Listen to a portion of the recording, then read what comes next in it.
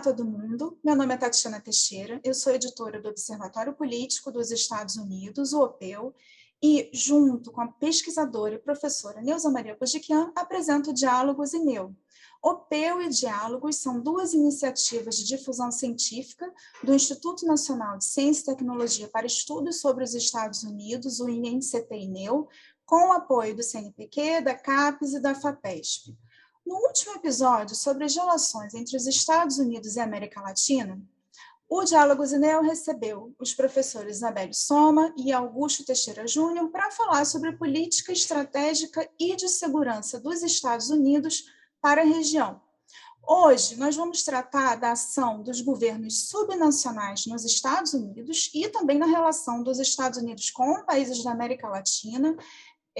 É um modo de articulação política que ganhou muita visibilidade no debate político e na imprensa nos últimos anos aqui no Brasil, motivado, né, assim, principalmente por conta da questão do meio ambiente, da questão migratória e da pandemia da Covid-19. O que a gente vai ver no programa de hoje, nesse episódio, é que esse não é um fenômeno novo. E para falar sobre essa prática, eu vou conversar com dois pesquisadores da nossa rede, Débora Prado e Pedro Vasques, sobre imigração, meio ambiente para a diplomacia. Débora, Pedro, sejam muito bem-vindos, sintam-se em casa, enfim, vocês estão em casa, né? Eu vou pedir que vocês se apresentem, falando filiação institucional, suas redes e projetos de pesquisa atuais. Tá bom, gente, antes de mais nada, tudo bem? É um prazer estar aqui, uma honra poder participar desse programa, do Diálogos. Bom, eu sou a Débora Prado, professora adjunta no curso de Relações Internacionais da Universidade Federal de Uberlândia. Sou professora também no programa de pós-graduação em Relações Internacionais aqui da UFO. Doutora em Ciência Política pela Unicamp e eu tenho mestrado em Relações Internacionais também pelo Santiago Dantas, então todos do INEU somos muito próximos, né? Além de pesquisadora do INEU, a gente tem uma trajetória muito comum também com vários pesquisadores do grupo. E atualmente eu sou coordenadora do grupo de estudos sobre gênero e relações internacionais aqui da UF também. Oi a todos, eu fico, igual a Débora, muito feliz de estar aqui no Diálogos, né? Venho acompanhando desde o primeiro episódio, assiduamente. Tem sido um programa super bacana e fico muito feliz de poder contribuir agora também um pouquinho, né? Hoje eu sou pós-doutorando pelo INCT-INEU, né?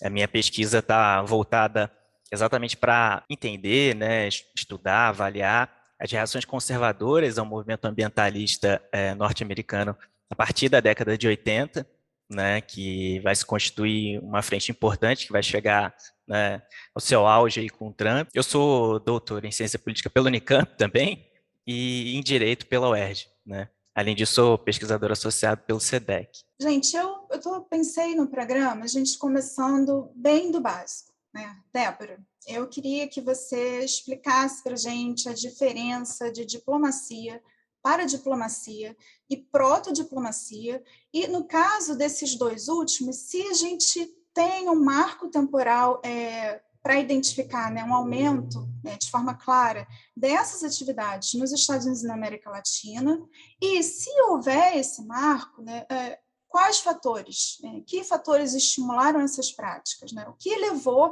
prefeitos e governadores a buscarem canais complementares e alternativos à diplomacia tradicional.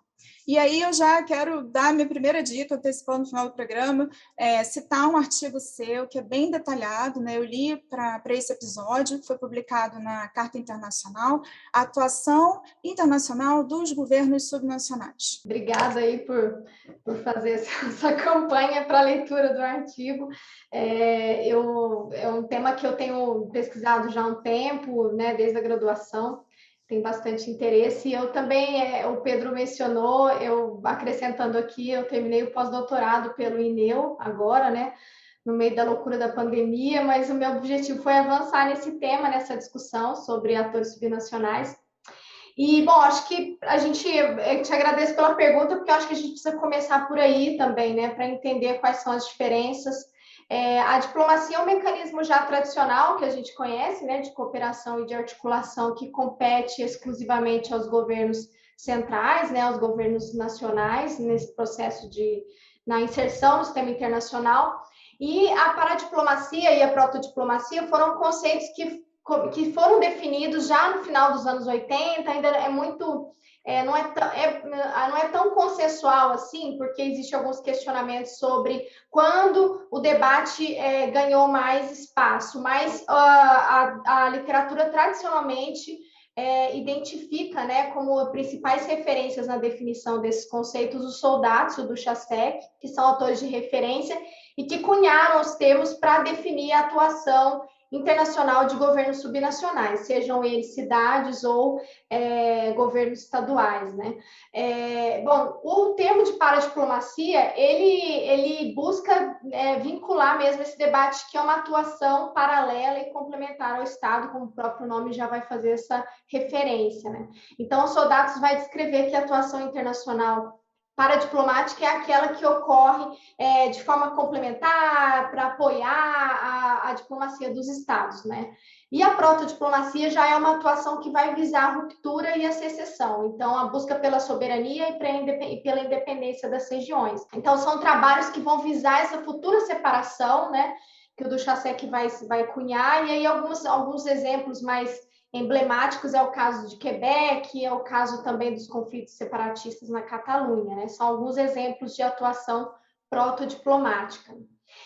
Como eu disse, o termo e o tema ganhou destaque na literatura a partir dos anos 90, nos últimos 5 anos já tem ganhado bastante espaço aqui no Brasil e também no exterior.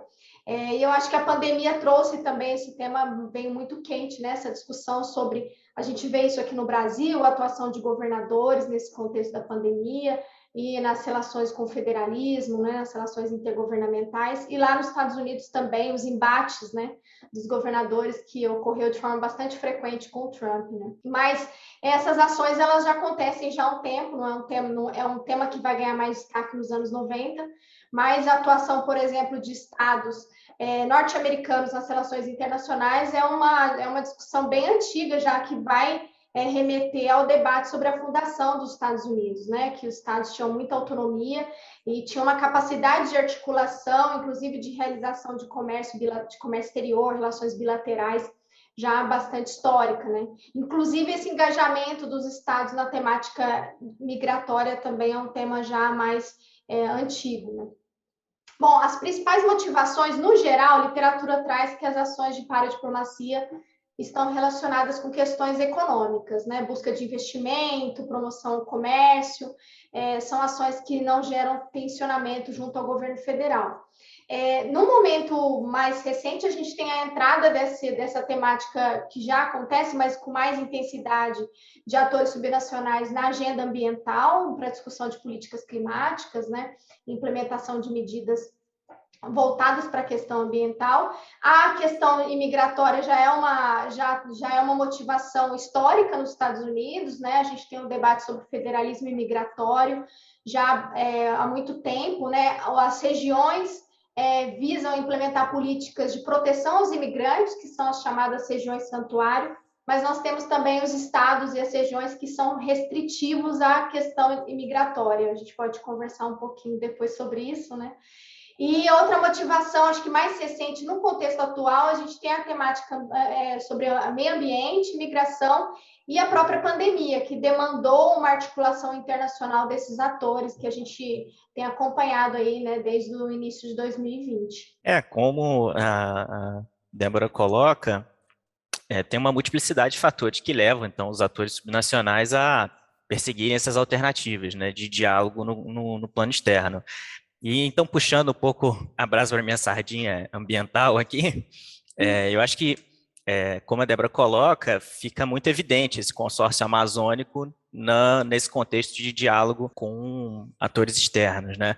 Mas se a gente for pensar, né, quer dizer, eu acho que tem esses conflitos, pelo menos em relação à questão ambiental, se estabelecem com uma trajetória muito peculiar, né? Quer dizer, se a gente for pensar, circunscrevendo a ideia ao território amazônico, né, a disputa pela borracha no início do século XX, né, no governo Vargas e as relações com os Estados Unidos, que estimularam uma ida para o norte, né, qualifica, ou pelo menos caracteriza a atuação norte-americana, dando apoio a esse movimento de exploração da Amazônia, né, de estimular essas relações, isso primeiramente com o governo federal, né? Então, a gente tem uma articulação inicial dos Estados Unidos apoiando essa iniciativa, né, e aí, enfim, mais para frente, né, na década de 80, constituindo então um embate entre seringueiros, reservas extrativistas e a própria produção da borracha em si, né? Mas a constituição de uma institucionalidade para lidar com isso propriamente dito, né, essa relação entre os subnacionais e estruturas externas, né, para produzir esse diálogo, ainda é muito recente. Né? Pelo menos aqui no Brasil, a gente vai ver essa consolidação, pelo menos de forma mais sistemática, durante o governo Lula, né? Durante os governos petistas. Então, ela é muito recente, né? Pelo menos quando a gente está olhando nesse espectro de instituições voltadas para discutir não só temas ambientais, mas no norte do país, de modo geral. Né? Eu acho que no Sudeste a gente tem uma intensificação disso, né? E aí até dadas as características institucionais, né, de uma instituição federalista mais robusta, né, um Estado economicamente mais estável e tal. Mas no Norte, isso se caracteriza de uma forma muito peculiar. E o que eu acho interessante nessa estrutura é que vai ser exatamente no momento em que a gente tem uma maior fluidez da política externa brasileira em que essas estruturas vão se consolidar, né? Ou pelo menos vão ganhar os seus primeiros passos institucionais, né? Então, vai ser no momento que a gente está com melhores canais de diálogo durante os primeiros anos do século XXI que essas estruturas vão se montar, né? Então, as políticas, pelo menos olhando para esses estados amazônicos e para a relação de meio ambiente, vão se dar, em certa medida, em paralelo aos interesses do governo federal, né? Então, a gente vai ter relações que vão ser, em certa medida, harmônicas, ainda que não 100% harmônicas, e com uma série de divergências, mas elas vão ser em alguma medida harmônicas, né? Isso vai possibilitar, então, que esses estados que têm menos acesso a recurso federal e que estão mais alijados do Pacto Federativo, uma alternativa, né, de tentar, então, como a Débora falou, captar recurso, né, desenvolver sua região e tal. E isso não vai se dar só na discussão sobre preservação do meio ambiente, né, turismo, né, acesso a financiamento internacional, né, medidas de estímulo à chegada de empresas, empreendimentos. O que eu acho interessante colocar, então, assim, contrapondo com o que a Débora falou sobre os Estados Unidos, é que pós-88 aqui no Brasil, a gente tem um enfraquecimento das estruturas federativas no seguinte sentido, né? Há um fortalecimento dos municípios, ao mesmo tempo em que há um enfraquecimento dos estados, né? Há uma pulverização das competências no âmbito local, sem que isso venha acompanhado das medidas de financiamento, e os estados, então, ficam enfraquecidos. E aí é interessante observar que essa estratégia de articulação dos entes subnacionais a partir dos estados, então, é uma tentativa um pouco de mitigar essa perda de protagonismo dos estados a partir da Constituição de 88. Né? Então, eu acho interessante esse movimento dos estados tentarem, então, compensar isso, e a gente vê uma das formas de compensação nessa medida de diálogo externo. Então, e o que a gente vai observar, e aí, enfim, a gente pode ir desenvolvendo ao longo da conversa, mas é que essas estruturas, então, que foram pensadas para dialogar, então, pelo menos como elementos complementares à atuação do governo federal, né, essas estruturas de diálogo subnacional com o exterior, vão ter o seu papel rearticulado com o governo Bolsonaro, e aí, ao invés de se colocarem, então, em paralelo, vão se colocar em contraposição, e isso aí vai ter uma série de repercussões. Né? E isso sem falar também que essas estruturas têm uma utilidade significativa na própria integração regional, né? Estabelecimento de diálogo, principalmente nos estados de fronteira, no norte do país, com as demais nações na América Latina. Eu acho que nesse caminho que o Pedro falou, acho que a gente tem algumas novidades, né, importantes nesse debate sobre a atuação no Brasil da paradiplomacia, porque os acordos eles eram informais, né? A gente teve essa tentativa de acompanhamento por parte do governo federal, no governo Lula, da subchefia de assuntos federativos, da assessoria de assuntos federativos para acompanhar, porque existia aquele receio de que a atuação subnacional ela geraria um constrangimento, ela poderia ser prejudicial, né, por parte do Itamaraty. A Manuela Miklos problematizou isso, né, na dissertação dela, com a orientação do Túlio, ela fez essa reflexão, né, de que, no final das contas, a percepção foi de que eram assuntos de low politics, que não geram tensionamentos, então que está tudo certo.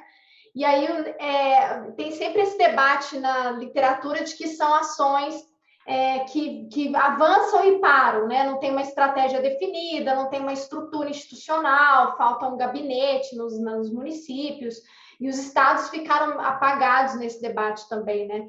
Agora, eu acho que a grande questão que se coloca, né, para o debate aqui no Brasil é que a gente parece que no momento em que a gente tem um gestor negacionista, né, se a gente pode traçar paralelos com outros estados federados, né, os Estados Unidos é um exemplo disso, a gente tem um maior engajamento dos governos subnacionais, né? Então a gente tem percebido um maior ativismo justamente para se contrapor ao posicionamento de um governo negacionista, tanto na questão ambiental quanto na questão da pandemia, né? Então os estados eles se articulavam, a gente tinha uma atuação, por exemplo, do estado do Amapá, de regiões do Nordeste, mas a gente tem a novidade de um maior engajamento para se contrapor ao governo federal.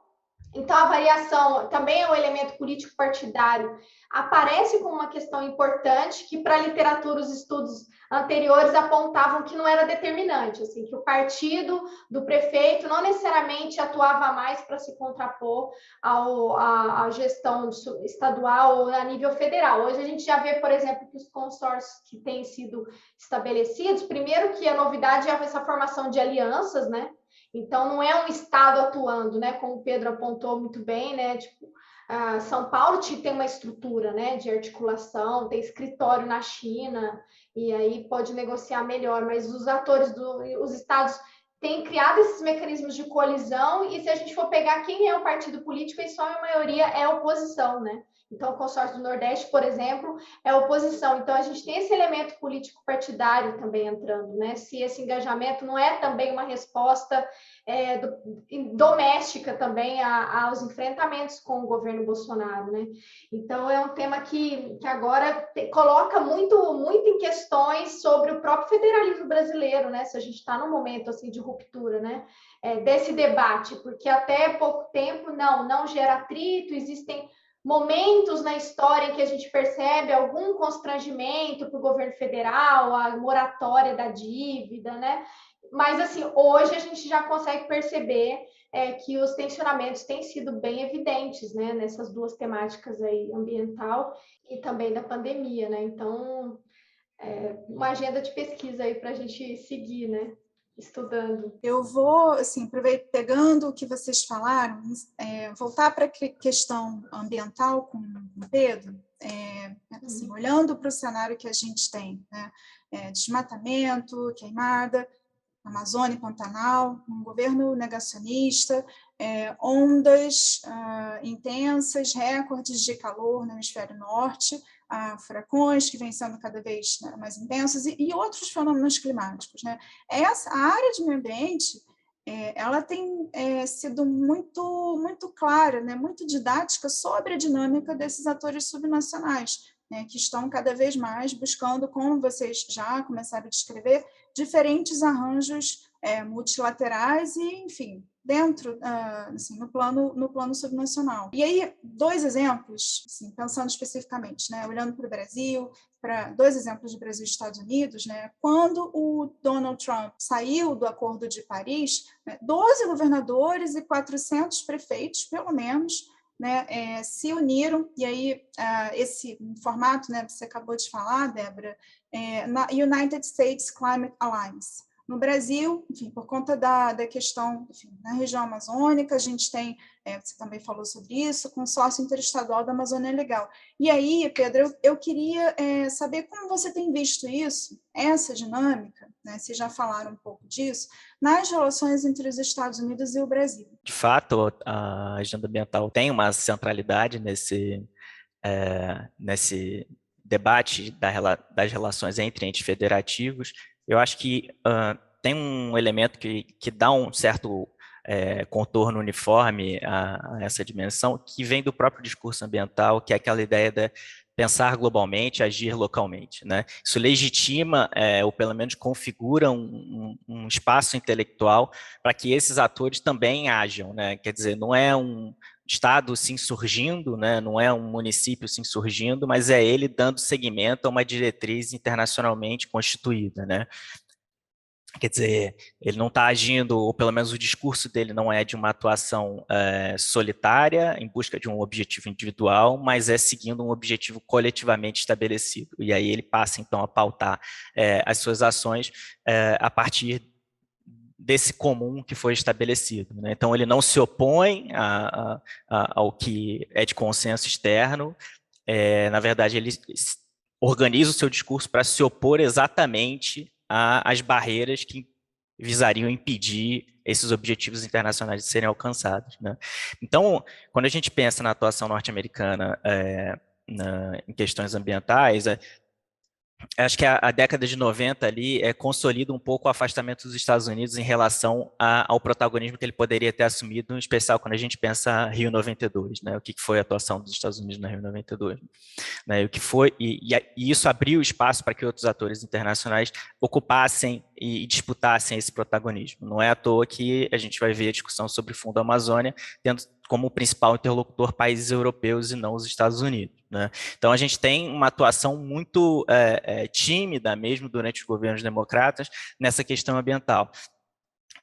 Volta e meia surge um debate, né, uma atuação um pouco com uma repercussão midiática um pouco mais incisiva, mas mesmo em governos progressistas, essa articulação em temas ambientais é muito limitada, né? E aí a gente tem dois grandes momentos, né, de ruptura que você colocou ali, o Trump, mas antes o W. Bush com Kyoto, né, a rejeição do protocolo de Kyoto. Então, assim, o Trump sair do Acordo de Paris não é nenhuma novidade, isso já havia sido feito pelo W. Bush, mas esses são dois momentos de ruptura que, então, caracterizam esse distanciamento, então, dos Estados Unidos. Nesse sentido, e aí considerando esse afastamento e esses momentos de ruptura, o governo do Biden surge, então, né, nesse momento conturbado para dar um contraste, quer dizer, organizando-se em torno de um contraste nesse movimento de distanciamento, né? Então,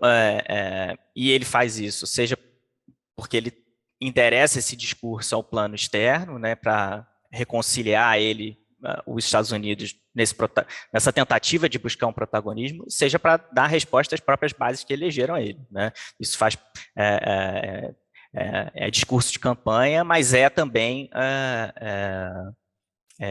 um elemento muito importante para os norte-americanos, né? As pesquisas sucessivamente, pelo menos até a Covid-19, vinham mostrando a importância do debate ambiental para os norte-americanos como uma agenda prioritária para o governo federal, né? Então, o debate ambiental é central, ainda que a gente não tenha grandes divergências sobre como instrumentalizar, ou como aplicar essas políticas ambientais, né? Quer dizer, a divergência entre os americanos vai se dar no momento em que vai se discutir que políticas vão ser adotadas, né? Mas ele é central, né? E o Biden vem e mostra isso nessa tentativa de contrastar com as políticas do Trump, né? E esse contraste vai se dar também, então, na aproximação com o Brasil em relação a esse distanciamento que vinha sendo dado nas décadas anteriores, né? E aí essa aproximação se dá em um primeiro momento junto ao governo federal, abrindo espaço para o diálogo com o governo federal, se colocando disposto a dialogar com o governo federal, que fica evidente na cúpula do clima em abril, né, como a posição adotada pelo John Kerry ali é uma posição super amena, né, relativizando muito o discurso do Bolsonaro e abrindo muito as possibilidades de diálogo, mas isso fica claro, né, que as perspectivas de avanço são muito limitadas, né? E aí o diálogo, então, com os governadores surge como uma possibilidade interessante de continuar discutindo essa agenda que é importante interna e externamente para o Biden, sem que, ou pelo menos minorando, limitando as chances de conflito com o governo federal no Brasil, né? E essa segmentação do assunto, né, para tratar de meio ambiente com atores subnacionais, acho que visa também esse distanciamento com o governo federal, tem umas variáveis que eu acho que estão muito incertas, o que a gente não domina, né, que é como o governo federal, mais especificamente, como o presidente vai reagir a isso, né, os Estados Unidos dando espaço para atores que são opositores claros dele terem um protagonismo internacional, enquanto ele bombardeado em certa medida, né? A gente sabe que isso tem relação, essa estratégia dos Estados Unidos tem relação direta com o movimento de aproximação da China, do 5G e tal, né? De dividir, tratar de meio ambiente com governos estaduais e manter o diálogo com o governo federal próximo, né? Mas a gente não tem clareza ainda de como o Bolsonaro vai reagir a essa estratégia de segmentar assuntos, né? Isso pode ser que, mesmo com os acenos positivos, né, em relação à OTAN, por exemplo, não sejam suficientes para conter interferências, distúrbios, ou então a colocação de barreiras nesse movimento dual de divisão dos assuntos entre uma parte subnacional, outra parte do governo federal, e aí por diante. Eu queria te fazer perguntas sobre a questão migratória. Esse tema da questão migratória, enfim, ele afeta, né, a gente, assim, o continente diretamente, principalmente o México e a América Central. É um tema que é cada vez mais securitizado, né? Essa abordagem ela foi, digamos, oficializada, né, depois do 11 de setembro, com a criação do Departamento de Segurança Interna, que hoje é, nos Estados Unidos, o órgão, né, que cuida de imigração e, enfim, todas as questões, né, de concessão de cidadania. E sem falar, e aí volto ao Trump de novo, né, endurecimento da política migratória durante o governo dele, e aquelas cenas horríveis, né, de crianças em jaulas, famílias separadas. E aí, Débora, eu queria saber como governos e governadores e prefeitos lidam com esse tema nos Estados Unidos. Então, esse tema ele traz, né, várias questões para a gente conversar. Eu acho que o ponto mais importante é saber se há ou não resistência a esse tipo de política, né? Que é um ponto de partida da pesquisa que a gente implementou aqui no grupo de estudos sobre Estados Unidos, aqui da UF, que é vinculada com o INEU. E aí a Roberta Bevilacqua até finalizou a pesquisa dela, a gente trabalhou nesse tema, e ela, inclusive, tem uma dissertação de mestrado sobre essa questão, né, da análise das regiões santuário do governo Obama até o Trump. E, assim, o que a gente percebe é que existe uma reação, né, das regiões, que a gente chama de regiões santuário, que são governos, counties, né, cidades e governos estaduais, que vão implementar políticas mais integrativas com relação à questão da imigração nos Estados Unidos, né? Então, diferentemente do que a gente tem aqui no Brasil, né, os estados têm uma autonomia muito grande e tem algumas brechas constitucionais que acabam abrindo possibilidades para que eles se coloquem em questões que têm impacto internacional, como a questão da agenda migratória, né? Então, assim, nós temos, depois eu mandei, a gente vai incluir a foto do mapa aí, né, das regiões santuário. Nós temos estados santuário que ficam, sobretudo, na costa oeste, na costa leste dos Estados Unidos, né, que são regiões que têm políticas pró-imigração, mais integrativas aos imigrantes, mas também nós temos estados mais conservadores e que vêm implementando políticas para restringir cada vez mais os imigrantes, que são os estados que vão ser mais restritivos, né? Então, Texas e Arizona são os que vêm, para mim, com mais clareza assim na cabeça. Nós temos os estados que são restritivos e que vem, inclusive, participando de um debate que o Trump trouxe, né, de voter suppression, né, que a Hillary Clinton questionou muito isso, os democratas, né, na eleição de 2016, e que teve supressão de votos dos imigrantes, várias medidas dos governos estaduais tentando limitar a possibilidade da população de participar do voto, né, e de fato exercer cidadania no país. E aí uma discussão que aconteceu ano passado na eleição também, né? Então, assim, em algumas regiões você fica impedido de solicitar, de perguntar sobre o status migratório de um estudante na universidade ou de uma pessoa que você encontra na rua, por políticas de proteção que vão contra a agência federal norte-americana, né? Então, os governos subnacionais, eles encaminham, posicionam tanto leis, né, como indicações para que os seus servidores não colaborem com a ICA, né, que é a agência de proteção, a agência de fiscalização, né, imigratória nos Estados Unidos, que é um negócio que a gente não imagina aqui, né? Imagina, por exemplo, sei lá, Guarda Civil se negar a oferecer informação para a agência federal, né? Mas lá isso acontece com bastante frequência e a reação foi muito forte durante o governo Trump. A gente percebeu na pesquisa que já existia uma articulação muito forte de regiões pró-santuário. Elas não ampliaram tanto em número, mas em termos de atividade, de engajamento, elas se tornaram mais engajadas durante o governo Trump, inclusive por conta das ordens executivas que ele implementou logo que ele assumiu o governo, né? Então, ele implementou ordem executiva para barrar a entrada de imigrantes de origens, de nacionalidades que, em sua maioria, são muçulmanas nos Estados Unidos, gerou muita polêmica. O caso foi levado às cortes federais, então os prefeitos, né, Nova York, São Francisco, o governador da Califórnia. Então, existem vários tipos de engajamento. Elas tanto fazem leis para proteger os imigrantes, como acionam as cortes federais de apelação contra medidas do governo federal, né? Então, existem mecanismos, né, que elas vão se utilizar para implementar, né, esse tipo de proteção. Em sua maioria, fica na atuação do legislativo estadual, né, com implementação de leis de proteção, mas também existe esse ativismo junto às cortes federais, né? Bom, então, acho que para uma outra coisa que vale a pena destacar é a questão partidária, né? Eu estava mencionando sobre se o partido político interfere ou não. Na questão imigratória, como a gente já imaginava, né, os democratas eles têm um engajamento bem maior, o ativismo subnacional para políticas pró-imigração estão mais vinculadas aos democratas, enquanto as mais restritivas estão vinculadas aos republicanos, né? E aí a pesquisa que a Roberta desenvolveu, ela buscou identificar um padrão, né, santuário. Além da questão partidária, a gente tem a questão do peso populacional, né? O peso que aquela população imigrante tem para o Estado.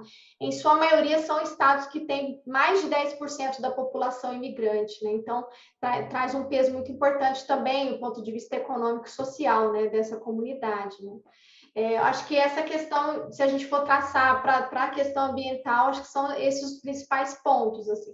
Desculpa, para a questão migratória, com o meio ambiente na cabeça.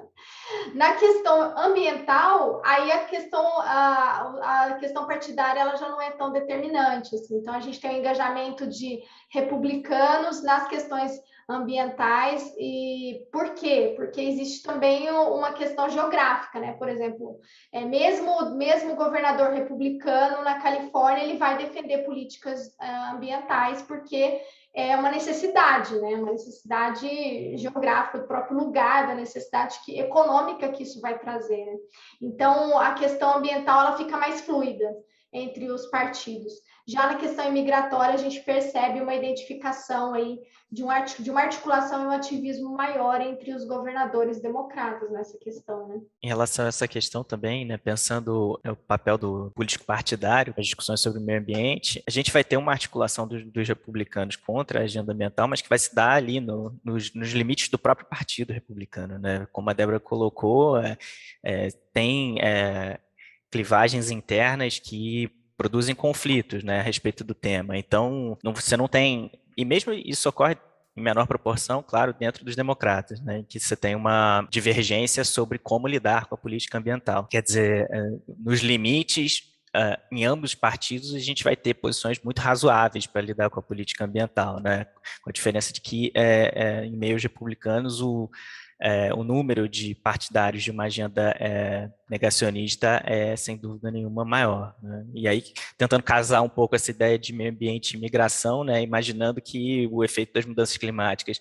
não está restrito aos limites territoriais governados, seja por um partido ou por outro, né, isso coloca os estados, então, numa situação um tanto quanto delicada, né, porque eles sabem que, mesmo buscando protagonizar alguma iniciativa, consorciada ou não, em favor de pautas climáticas e pautas ambientais, eles sabem que se uma agenda maior, né, dos Estados Unidos não for levada adiante, o efeito das ações desses estados, em termos práticos, é muito limitado. E aí isso a gente vai observar, né, fluxos migratórios em diversas regiões, né, mudança de uso do solo, do uso da terra, né, tipos econômicos, né, aumento da pobreza, né, rearticulação dos fluxos financeiros, dado que determinadas regiões simplesmente vão ter que, né, se transformar para lidar com isso, né?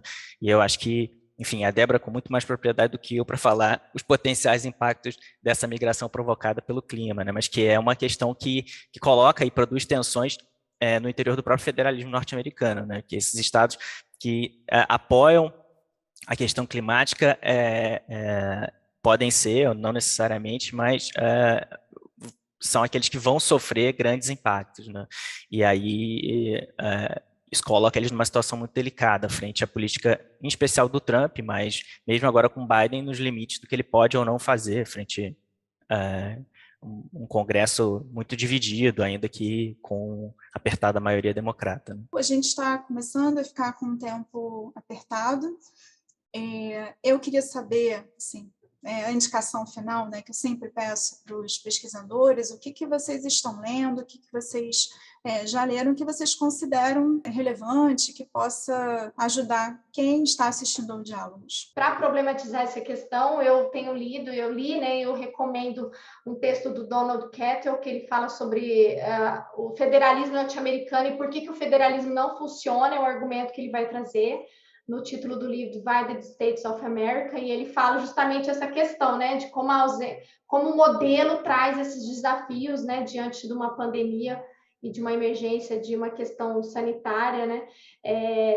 Tem outros artigos que eu coloquei aqui, que você pode colocar na descrição depois, que vão problematizar a questão dos governadores e como a questão da influência partidária determinou aquilo que a ciência que deveria guiar, né? Então, como os republicanos tomaram uma atitude diante da pandemia, os democratas tomaram outra atitude ou agiram antes, que é um artigo que vai discutir sobre essa a influência partidária e as influências no comportamento, né, nas respostas dos governadores.